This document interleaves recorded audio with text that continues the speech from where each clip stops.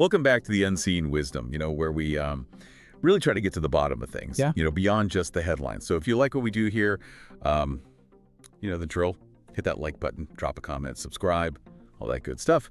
And today we're diving deep into President Ramaphosa's 2025 State of the Nation address.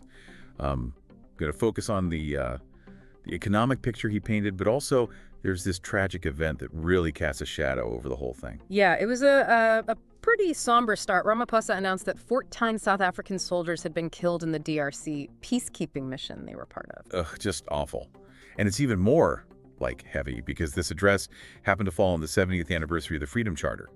That's a, pretty important document here in South Africa, laying out this vision of a just and fair society. Right, and Ramaphosa really tied those two things together, the soldiers' deaths and the ideals of the Freedom Charter. He talked about how they died upholding those values, not just here at home, but, across the continent.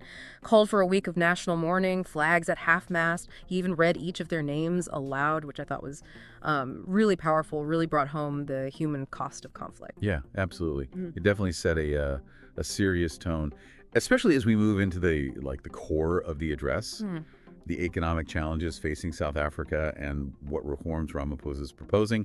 And this is where we hear a lot about a capable, ethical, and developmental state. Can you unpack that a bit? I mean, it gets thrown around a lot, but what does it actually mean in practice? Well, basically, a developmental state is a government that takes an active role in shaping the economy. It goes beyond just providing basic services, It means stepping in strategically to promote growth and try to even out inequalities. And when Ramaphosa stresses capable and ethical, he's talking about the need for a government that's efficient, transparent, accountable, especially important now, given the tough economic climate. And he didn't shy away from how tough things are for a lot of people. That description he gave of many municipalities, roads falling apart, water and electricity all messed up, garbage piling up, even raw sewage in the streets. I mean, that's rough. Yeah, he definitely didn't sugarcoat it. But it was more than just, trying to shock people. By putting those stark realities next to the hopes of the Freedom Charter, he was driving home the point that reforms are desperately needed and that a strong, capable state is essential to closing that gap. So where's he proposing to start? What are the first steps? Well, a big focus was on infrastructure investment. We're talking a massive 940 billion rand over the next 3 years. Showcase some big projects like the Misakaba Bridge, supposed to be the tallest in Africa, the Lesotho Highlands Water Project, which will provide millions of liters of water annually, and a whole new harbor planned for the Northern Cape. Those are some pretty impressive projects, especially in terms of, creating jobs and boosting the economy. But can South Africa really afford this kind of spending right now? I mean, especially with the energy crisis, load shedding always looming. Yeah, that's the big question, isn't it? Finding the money for these projects is going to be a huge challenge, even before you get to the whole issue of, actually making them happen. And you're right, the energy situation is a major problem. Ramaphosa did talk about more than 300 days without load shedding, but then we had that 2-day outage recently, so Yeah. it's a pretty precarious situation for sure. Feels like one step forward, two steps back sometimes, right? Mhm. So what concrete solutions are being proposed to deal with this energy crisis? I mean, will it ever end? Well, Ramaphosa pointed to the Energy Action Plan, specifically highlighted the Electricity Regulation Amendment Act, which is supposed to make it easier to add new power generation capacity. He also talked about bringing in private investment for the transmission network, which is, essential for getting electricity where it needs to go. Okay, so some plans in the works, but are they enough? And more importantly, are they happening fast enough? Well, that's where you start to hear some dissenting voices. Julius Malema, for instance, was really critical of the whole address, basically accused Ramaphosa of making empty promises, focusing on flashy projects instead of dealing with the root causes of the problems. Yeah, Malema didn't hold back. He basically said the 940 billion rand investment is just a distraction tactic, just passing time, as he put it. Also criticized Ramaphosa for throwing numbers without any real plans to tackle the energy crisis or show tangible results. He brought up that promise from a while back about 1 million houses in Alexander, which obviously hasn't materialized. A reminder that big pronouncements don't always equal action. Right, so you've got this tension between the idea of a capable state that can drive inclusive growth and then this reality where people are skeptical.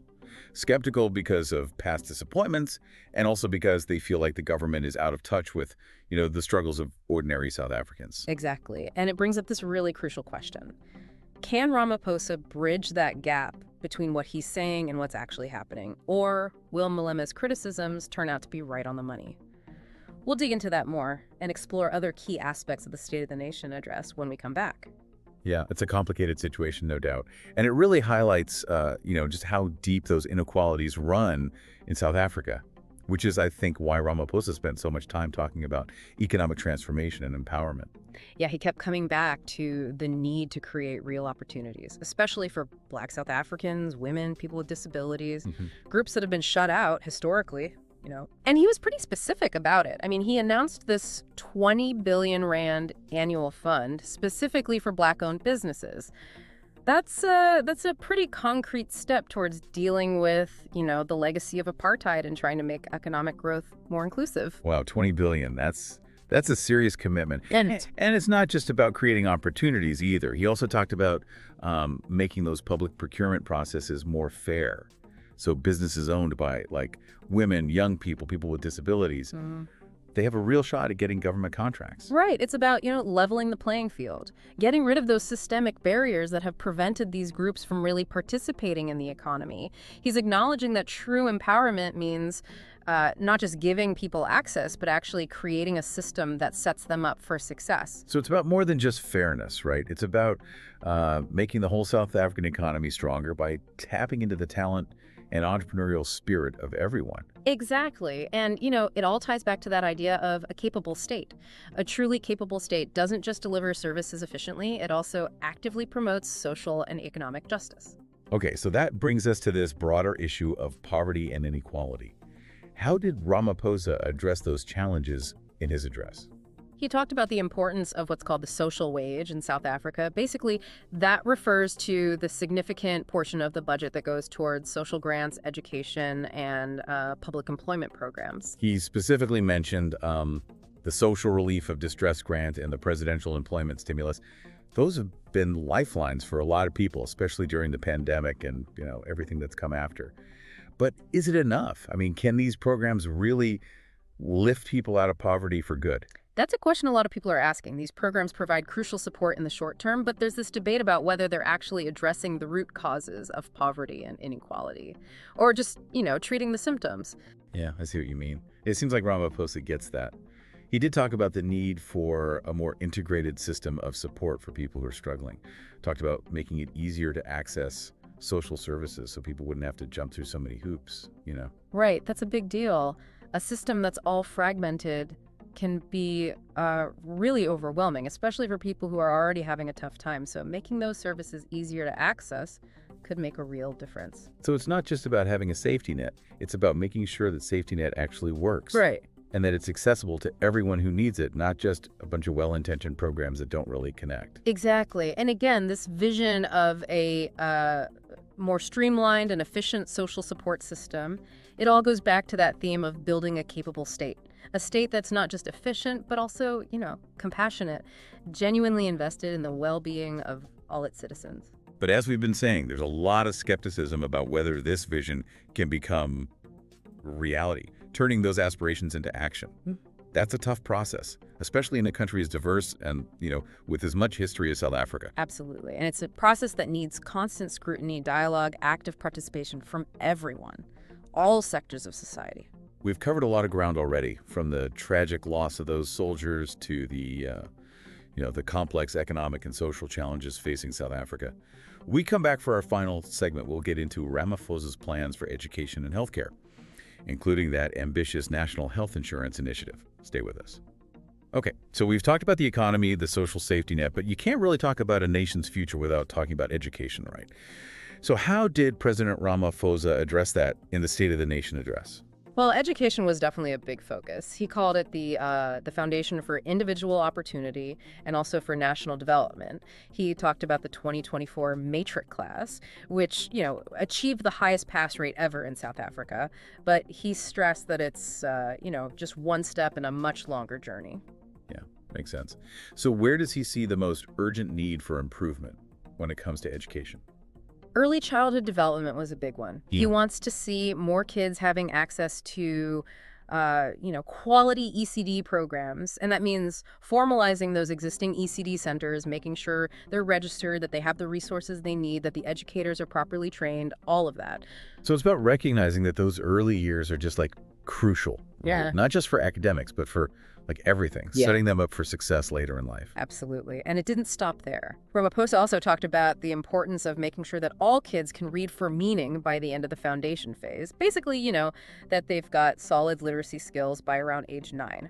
Yeah, that makes sense. Literacy is like the foundation for all learning, right? So how does he plan to achieve that? It's a pretty ambitious goal.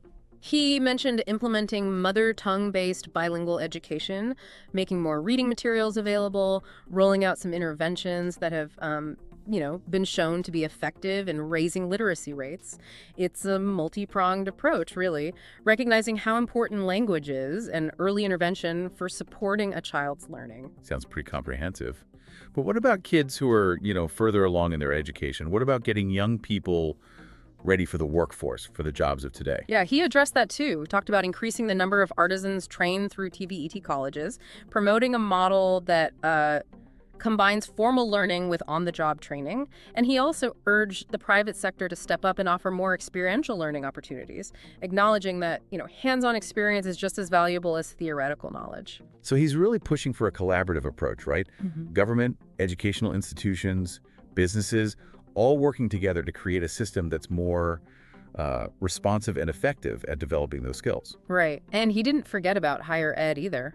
He mentioned that new student funding model that's being implemented, which is designed to help the missing middle, students whose families earn too much for traditional financial aid, but not enough to afford tuition on their own. The missing middle, yeah, they often fall through the cracks. It seems like there's this real emphasis on equity and accessibility running through all these education plans, making sure everyone has a chance to, reach their potential no matter their background. Yeah, for sure. And that same commitment to a more just and equitable society, it carries over into healthcare as well, which was another big focus of Ramaphosa's address. He set this goal of ensuring quality healthcare for every South African.